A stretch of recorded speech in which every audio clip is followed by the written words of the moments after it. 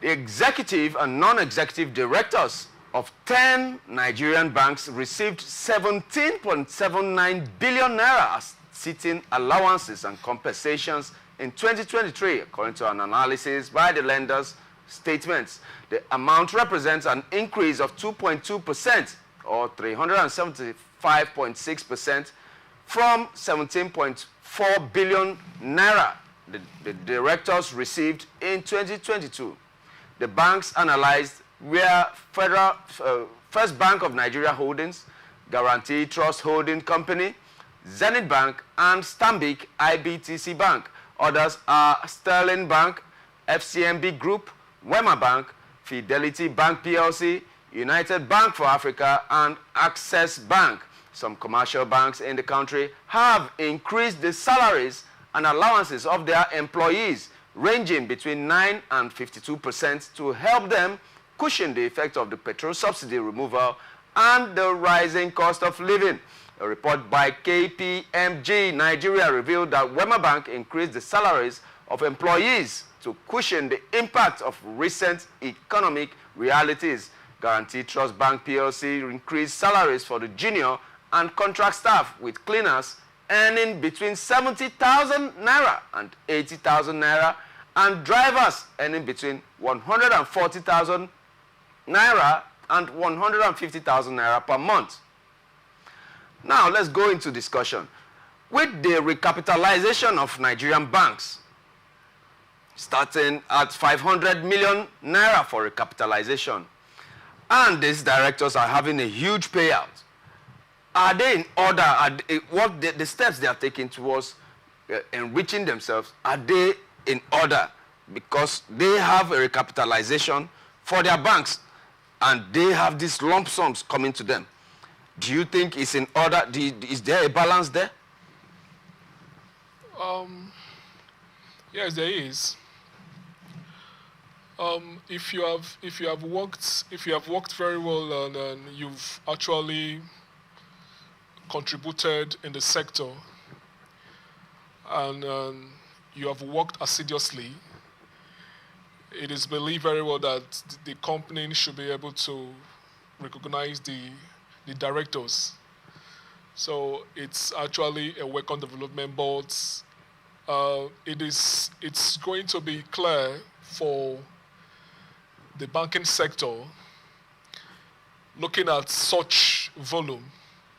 You try to give the business what the business has given to you. So on that note, it's actually, on my take, it's actually a good thing. It's actually a good thing for what they are doing, but it's something that has to be circulated around up to the junior staffs as well, because you can't rule the fact that the junior staffs, the contract staff should not be in a picture of what the directors of the banking sectors should earn. So I believe it's actually a good thing. Okay, then can banks really have a moral face in sacking staff to achieve recapitalization goals when their directors are getting these jumbo pays? Totally wrong. No. You can't step down your staffs just because you want to get to a certain point. What happens to them? You consider their inputs in the sector at the same time, and if you have to reshuffle, you look at what the staffs might have contributed, and on the banking sector, it is believed very well that you can't just come up to sack a staff.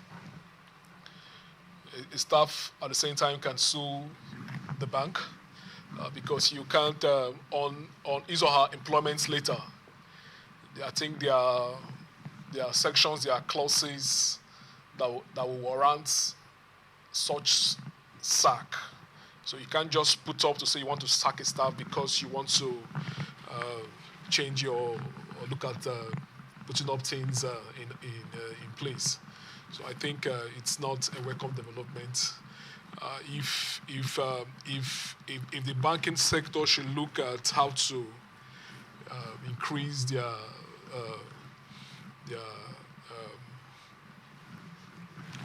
system, if I will use that word. Yeah. They should also look at the inputs of the staffs, and they should also benefit from what the directors also are benefiting to as well. So it's not really advisable for a sack of staffs. It's not in this section. It's laughable.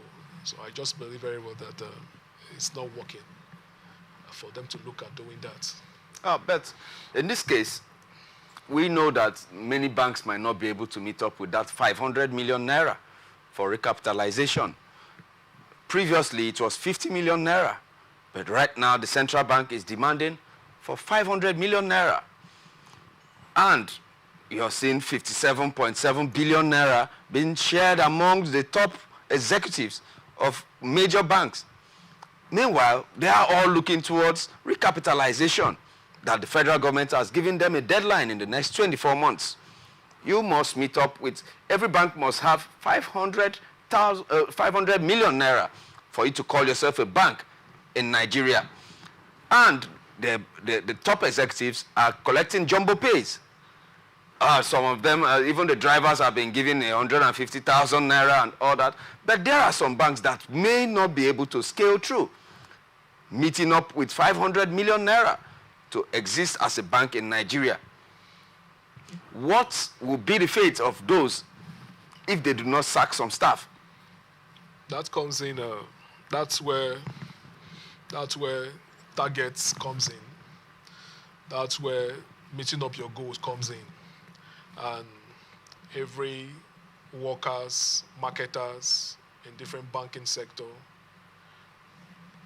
that's where they need to re-strategize and put their house in order to make sure that they get to these certain amounts that the federal government is talking about. So I believe very well that they can achieve that. They have different means. They have different means of sorting that out. So I don't think an existing bank will want to fold up because of what is involved or what is in place. So I believe very well that they can get to that.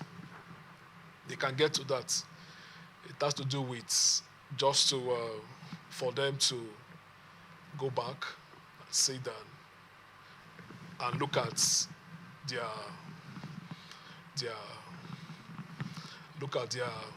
what's it called? Look at their past records. Yeah. Look at their past records and see how they can set up a different goals so as to achieve that. So I'm very, very certain that the banking sector can get to that point. We are talking about the banking sector now. Where your primary assignment is in the insurance sector.